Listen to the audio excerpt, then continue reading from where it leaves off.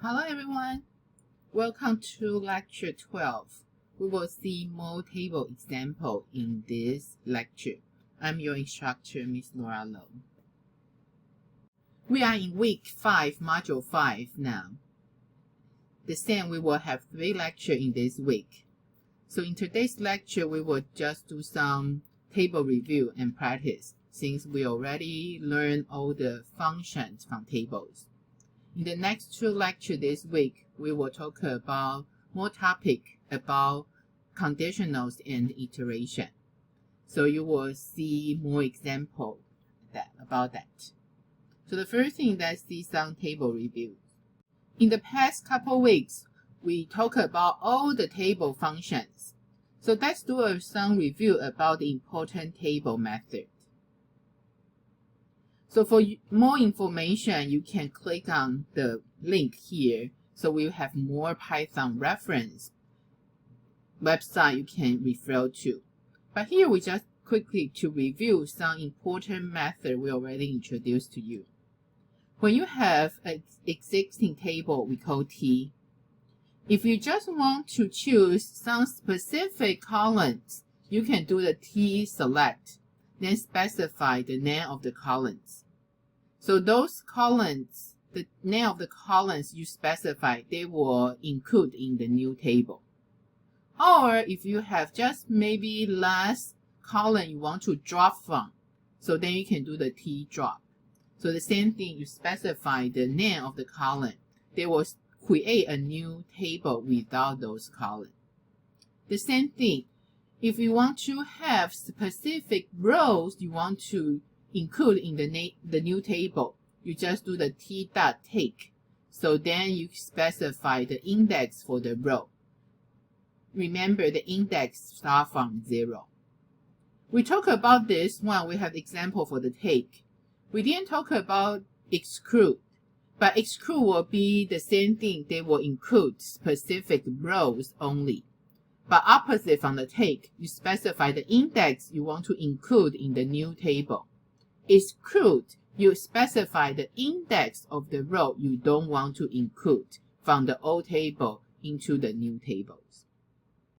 Also, if you want to put your table in different order, you can do by the sorting according to specific column. By default, they will do the ascending order from low to high. If we want to do the high to low, then we can do the descending order equal to here, yeah. So descending order by default is ascending order. So you want to do the high to low, you do to do the descending equal to 2. So here, all the function we review here, they create the new table. So if you have some column in certain condition you want to include, so then we can do the where.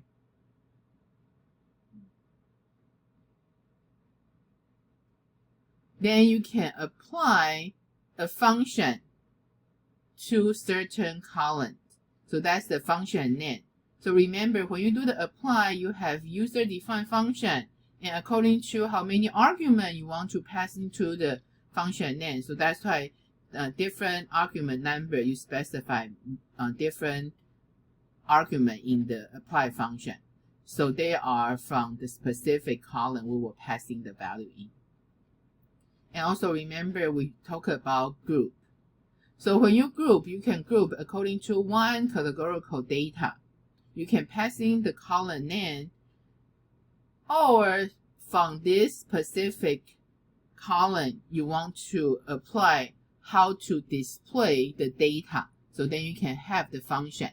You can do maybe the NumPy average or minima. So then when they group the function, they group the table according to the column. The rest of the column, how they display the information, you will according to the function specified. Group can do one column or multiple column cross classification. But remember, they are only in the first argument.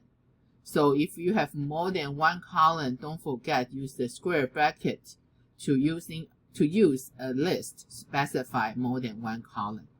Of course, the rest of the value, how you want to display, you can provide the function name. So pivots we talked about last week. They are similar to the group. You can do the cross classification, but the pivot only work on exactly two categorical data. So the pivots, by default, they accept two arguments. You specify the first label name, the second column label name. The first one will use for the column, for the new grid result for the columns. So the second label, the category will be in the rows. So that's the default. You have two arguments. Then you can specify what kind of value you want to display in the grid table. So by default, they will display the count, the frequency for every group.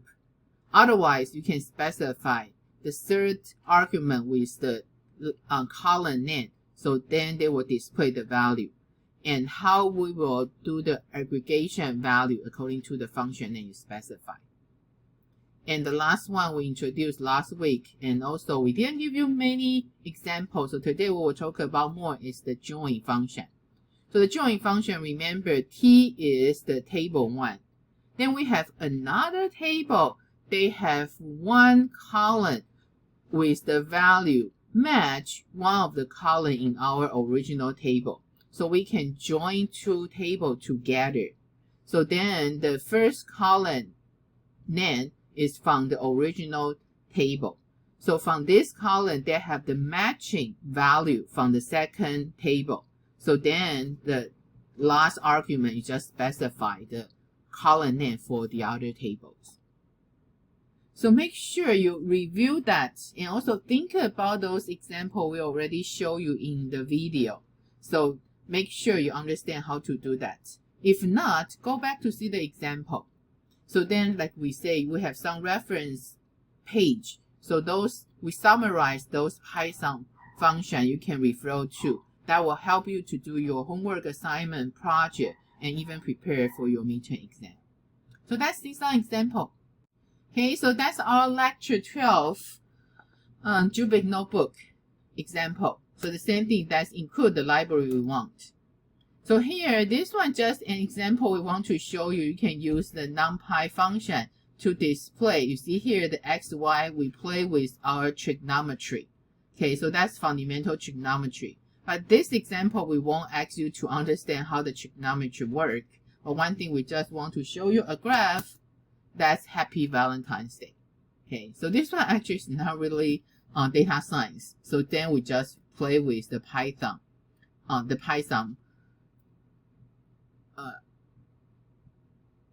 NumPy example. And also one thing is you can see here, actually we're using the table function to do the plot. So then they have the column. So here is your x-axis.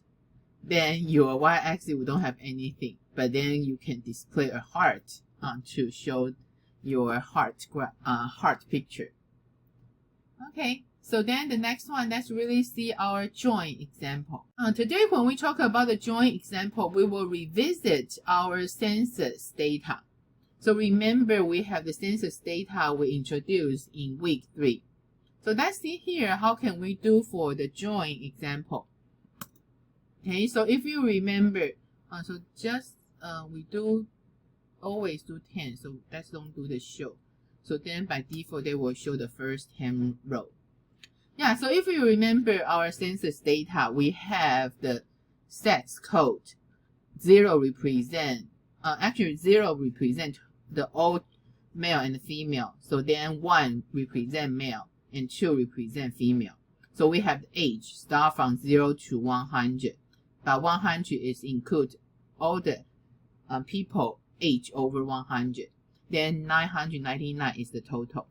So we have many years population, estimate population. So then this one we only choose 2019. So we have this census data. So we want to use this one to do the join. How we do the join? Because one thing is, if you just see this table, okay, age is easy to understand.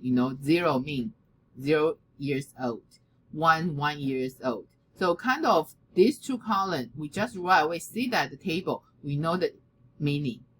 But the sex column actually not so easy to understand. What do you mean the 0? What do you mean the 1 and 2? So that's why here we want to show you the join example. We want to add one more column. So this column is the sex code definition. So we can tell people 0 represent O. Then the sex code 1 represent male and 2 represent female. So then we can use the join function. But before that, we need to create a second table. So this second table, we just create a new table we call sex code. So this sex code, you know, 0, 1, 2, right? So we only have these 3 different codes. So then we add one more column. That's for the sex definition. Sorry, code definition. So represent 0 is O. Then 1 is selected male. Then 2 is selected female. So then you will see the table actually just 3 columns. Just 2 columns with 3 rows. So this one you can see if the sex code is 0, we want then display O. Then if 1, we want then display selected male, 2 selected female. So then can make our original census table much meaningful. So this one actually we use what? Right, we use the joint, right? So remember last week when we talked about the joint, you have one column from one table. They have the value shown in the other column in the second table. So that's why here we were using the joint. So if you remember join function, you have the table name. Okay, so then the table name, the first argument is the column have the same value. So here we use the sex codes first. So then you have the sex code table. So then we use the sex code column name. So then the second argument is the second table. Yeah, that's our census table. So then here we have the sex, because census table is this column have the 0, 1, 2, 3. Okay, so then we just see here, we just see the output here. Okay, so this output here, actually, they are not, so we do together. So after you have that joint, right, we just sort the age. Okay, so then the same thing, that's just show more than 3 columns.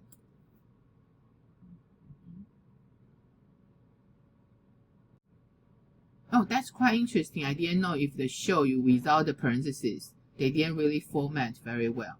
Okay, we asked them to format a little better. Okay, so then you see here. Now they format much better for the table. So you can see the column you specify in the original, the first table, they will display in the first column. So that's our sex code. So then according to that, because we use the sex code to start joint, so from the first table, all the column will display first. So then the rest of column from the second table, they will display like this. Okay, so that's why you have the sex code and definition and age.